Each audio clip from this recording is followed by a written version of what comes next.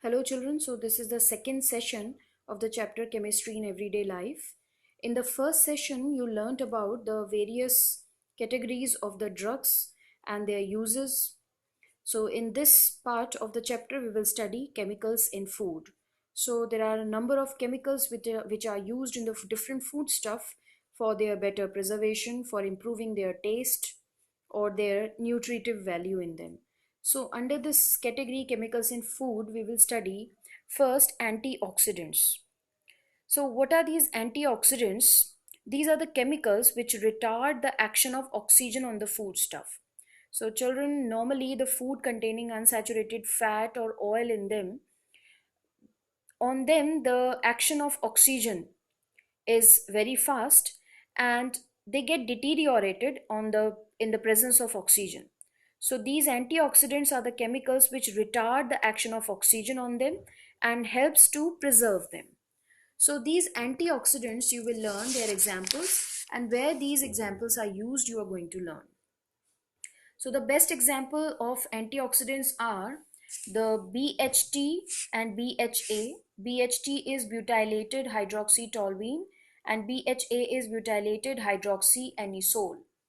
BHA is used in butter. So you will learn this example, antioxidant example, that in butter you use BHA as an antioxidant and which increases the storage life from months to years.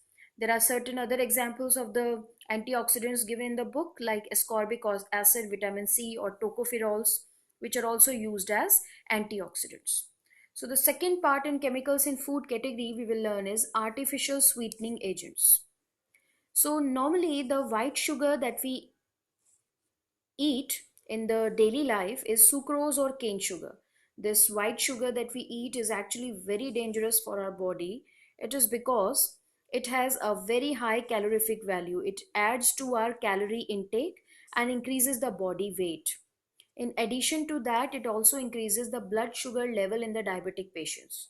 So actually, the intake of this cane sugar is dangerous for us. So there are different artificial sweetening agents which are used as an alternative of this cane sugar. The first example that we will study is saccharin. So saccharin is about 550 times as sweet as cane sugar. But the advantage of this saccharin over the cane sugar is that it has no calorific value. So it does not increase the body weight and also it does not increase the blood sugar level in the diabetic patients. Also, it is excreted as such in urine. So you will learn the saccharin, no need to use or learn their structure, children. Just learn what is saccharin and how it is better than cane sugar and other properties of saccharin. The second artificial sweetening agent that we use is aspartame. Aspartame is a very successful artificial sweetener that is being used nowadays. It is about 100 times as sweet as cane sugar. But its disadvantage is that it is unstable at cooking temperature. So you cannot use this aspartame in hot food stuff. Only it can be used in the cold food or soft drinks. The third sugar or artificial sweetening agent is allitame. Again, you need not study the structure of these artificial sweetening agents, just learn the use or the role of these artificial sweetening agents. So, allitame is about 2000 times as sweet as cane sugar and it is more stable than aspartame during cooking. So, it is a better option to use in the hot food stuff as compared to aspartame because aspartame could not be used in the hot food stuff while allitame could be used because it is more stable than aspartame during cooking. But the problem there is also with allitame, and the problem is that it is too sweet. It is 2000 times as sweet as cane sugar. So there is a common problem of controlling the sweetness of the food. And the fourth example in the artificial sweetening agent is sucralose. It is 600 times as sweet as cane sugar. However, its appearance and taste are almost similar to that of the white sugar. It is also stable at cooking temperature and therefore it is expected to become a great commercial success. So it is sweet as cane sugar, its appearance and taste are also similar to that of sugar and it could be used in the hot food stuff. So it is a great success.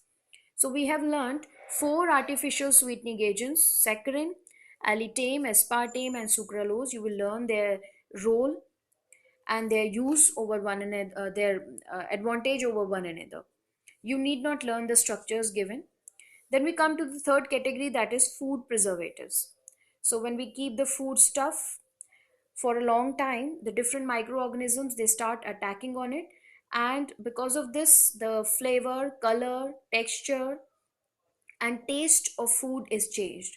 So there is a need to preserve the food and to slow down the action of the microorganisms on it. So this is done by adding different food preservatives to it. So food preservative, they help in preserving the food and they retard the action of these microorganisms on the food.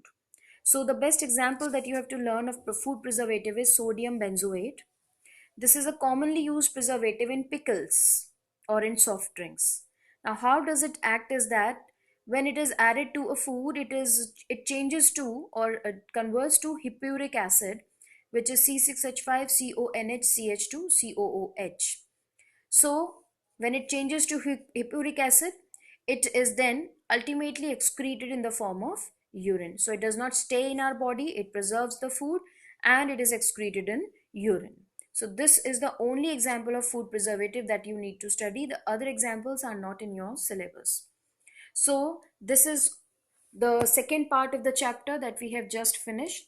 The third part we will start in the third session of the chapter, and in that part we are going to study about the soaps. So that we will start in the third session. Thank you.